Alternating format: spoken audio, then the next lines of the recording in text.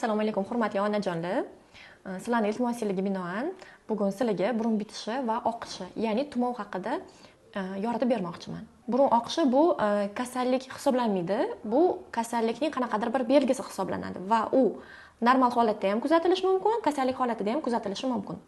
Normal holatda kuzatilishi bu yig'laganimizda burnimiz bitib oqishi, bu davolash kerak emas.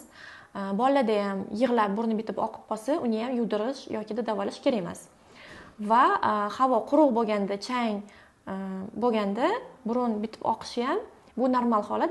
Bunaqa holatlarni davolash kerak emas. Ya'ni bunaqa holatlarda shart-sharoit yaratish kerak bo'ladi.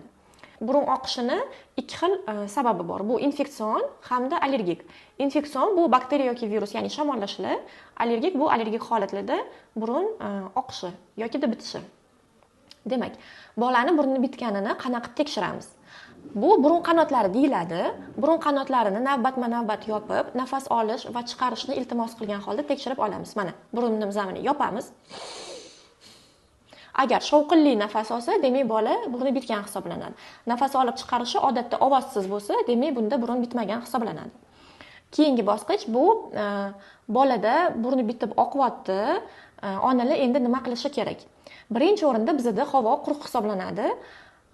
O'shaning uchun siz birinchi o'rinda sharoit yaratishingiz kerak bo'ladi. Ya'ni bolani issiqroq kiyintirasiz, xonani shamollatasiz va havoni namlantiradigan apparat bo'lishi kerak har bitta uyda.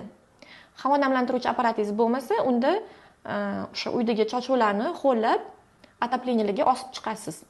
Отопление sezonida yana ham havo quriydi bizda.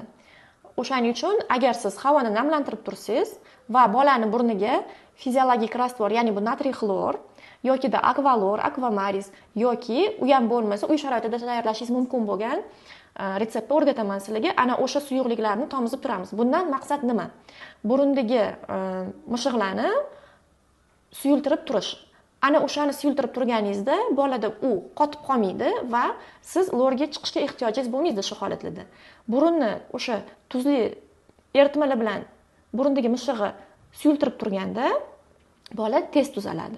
Demak, uy sharoitida tayyorlanadigan retseptimiz 1 litr qaynab o'chgan suvga 1 choy qoshiq dengiz tuzi o'tlarisiz yoki u ham topilmasa, oddiy oshxona osh tuzi aralashtirib, ana o'shandan 3-4 tomchi tomizsangiz bo'ladi.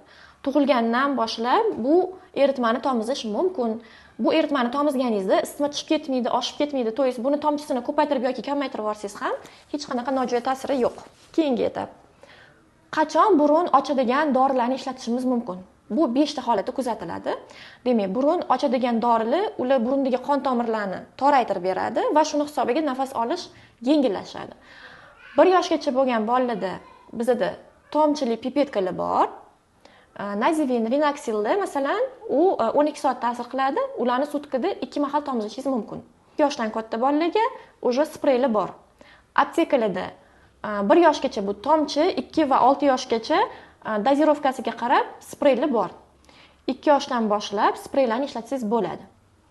Endi sprey va pipetkani ishlatishdan maqsad, agarda уже bolangiz 1 yoshdan oshgan bo'lsa, sprey sepishga qo'rqsangiz, pipetkali burun ochadigan dorilardan foydalaning. Sababi spreylarni 2 yoshdan mumkin degani u burun to'sig'iga ta'sir qiladi degani uchun. Lekin pipetkani tomchilarni kontrol qilish qiyin bo'lgani uchun ba'zi onalarga sprey ishlatish qulay. Sepgandan keyin burun ochiladi va bolada quloq yoki boshqa kasalliklarni oldini olgan bo'lasiz. Endi qaysi holatlarda burun ochadigan dorilarni tomizish mumkin? Birinchisi bu burundan nafas olish qiyin bo'lganda, ya'ni bola sovuq va isitilmagan havodan nafas oladi. Tabiiyki bu bolada уже shamollash ustiga tomoq og'rig'ini ham keltirib chiqaradi. Ikkinchi holat bu laringit, astmasi bor bolalarda o'zi nafas olish jarayoni qiyin, yana burni ham ustiga bitib qolgan. Ya'ni nafas olish ham o'pkada qiyinlashyapti, ham burun orqali nafas olish qiyinlashayotganda bolani burnini ochish kerak bo'ladi. Uchinchi holat bu bolani burni bitgan va u isitma baland bo'lganda tez-tez nafas olishni boshlaydi. Ana o'sha holatda ham isitmasi baland bo'lganda, ham burni bitganda burun ochadigan dorilarni qo'llaymiz. Keyingi holat bu quruq xonada nafas olish qiyin bo'lgan holatlarda. Keyin bolani kapelnitsa olayotganda ham burni bitib qolish holatlari kuzatiladi. Agar bola o'zi kapelnitsaga ko'rsatma bor bo'lsa va уже burni bitib turgan bo'lsa, kapelnitsa olishdan oldin burnni ochib olishingizni maslahat beraman. Eng muhim bo'lgan holat bu bolani otit, yevstakit, ya'ni qulog'i va burun bilan qulog'i tutashtiruvchi nay. Ya'ni burnida gaymaritli bo'lgan holatlarda ham burunni ochadigan dorilarni tavsiya qilinmas. Ya'ni bu holatlarda ishlatishimiz shart bo'ladi. Keyingi masala burun oqishi va bitishi bolani tishi chiqayotganda ham kuzatilishi mumkin. Ya'ni burunni shilliq qavatini qon bilan ta'minlaydigan arteriya hamda milklarimizni qon bilan ta'minlaydigan arteriya bitta bo'lgani uchun bolani tishi chiqayotganda o'sha qon kelishi ko'paygani hisobiga burun bitishi kuzatiladi. Va agar ham isitma, ham burun bitishi bo'lsa, bu tishi sababi bo'lmaydi onajonda. Agar isitma bo'lmasa-da, burun bitayotgan bo'lsa, tishi chiqayotgan bo'lsa, ana uni sababi burun bitishi bo'lishi mumkin.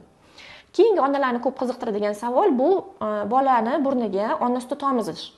Hurmatli onajonlar, hozirgi kundagi bizadagi dorilar arsenalini hisobga olgan holda hamda tuzli eritmalarni hisobini olgan holda bu amaliyotni qilishga ehtiyoj yo'q. Sut bu mikroblar rivojlanishi uchun eng zo'r muhit hisoblanadi. Sut tarkibini hech kim inkor eta olmaydi. Tarkibi boy, foydali narsalar ko'p, lekin u bolani oziqlantirish uchun yaratilgan Allohdan. Lekin burunga tomizish uchun ona sutini ishlatishlarini maslahat bermayman. Keyingi savol bu oksalin yoki har xil interferon saqlovchi tomchilarni burunga tomizish.